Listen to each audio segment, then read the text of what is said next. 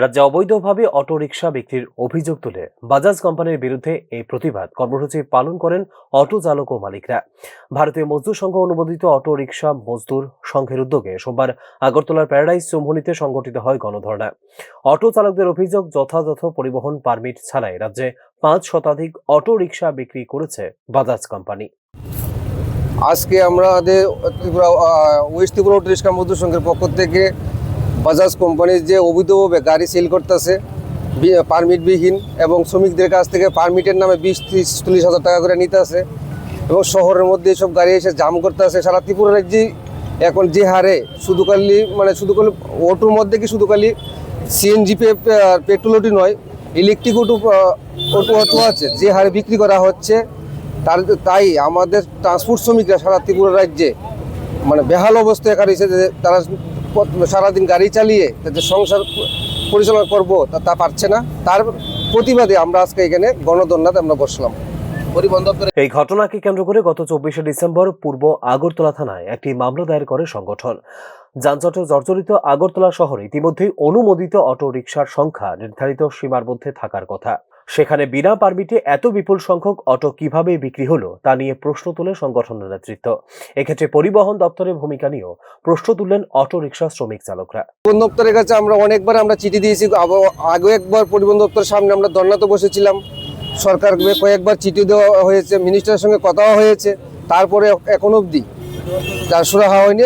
আর কিছুদিন পরেই আজকের থেকে অক্টোবর মাসের আগে একবার ইলেকট্রিক অটো, যেটা গভর্নমেন্ট নোটিফিকেশন করা হয়েছিল যে আগরতলা শহরে অটো সেল করবে না, রেজিস্ট্রেশন দেওয়া হবে না, যারা আগরতলা শহরে যারা বসবাস করে তাদেরকে হবে না। তারপর দেখা গেছে কি সরকার আইন ভেঙে কোম্পানি 90টার উপরে গাড়ি বিক্রি করে নিয়েছে। তারপরে সরকার যখন আমরা সবাই জানতে পারলাম বা শ্রমিকরা যারা গাড়ি কিনে নিয়েছে তারা শ্রমিকরা এসে আমাদের কাছে বারবার এসে জানাচ্ছে, তখন আমরা গিয়েছিলাম কোম্পানির কাছে, জিজ্ঞেস করলাম, সরকারের কাছে জিজ্ঞেস করলাম, করার পরে তড়িঘড়ি তারা তাদেরকে রেজিস্ট্রেশন করে দিল। সরকারি নিয়ম ভেঙে তাই নোটিফিকেশনের যে আইন কানুন বানানো হয়েছিল তা ভেঙে আবার তাদেরকে করে দেওয়া হলো। আবার দেখা যাচ্ছে কি এখন দেখা যাচ্ছে কি 400-র উপরে, প্রায় আমার কাছে যে 400 আছে, 400-র উপরে যে গাড়ি এখন অবধি তারা বিক্রি করে নিচ্ছে বাজাজ কোম্পানি। তাও কি আবার প্রত্যেকটা শ্রমিকের থেকে টাকা নিচ্ছে, 20,000, 30,000, 40,000 টাকাও নিচ্ছে পারমিট পেয়ে।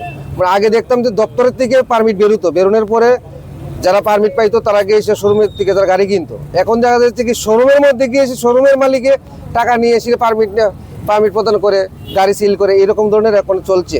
তা বন্ধ করার জন্য আমরা আজকে গণধর্ণাতে আমরা বসতে বাধ্য হলাম। গণধর্ণা মঞ্চ থেকে অবিলম্বে ঘটনার পূর্ণাঙ্গ তদন্ত, অবৈধভাবে বিক্রি হওয়া অটো রিকশার বিরুদ্ধে কড়া ব্যবস্থা এবং সংশ্লিষ্ট কোম্পানির দায়িত্বশীলদের বিরুদ্ধে আইন অনুযায়ী পদক্ষেপের দাবি জানান আন্দোলনকারীরা।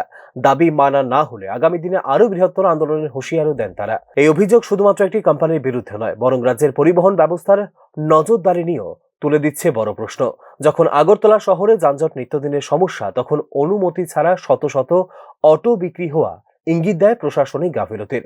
পরিবহন দপ্তরের ভূমিকা, পারমিট ব্যবস্থার স্বচ্ছতা এবং বাণিজ্যিক প্রতিষ্ঠানের দায়বদ্ধতা, এই তিনটি বিষয় এখন উঠে এসেছে জনচর্চার কেন্দ্রে। Bureau report, news now.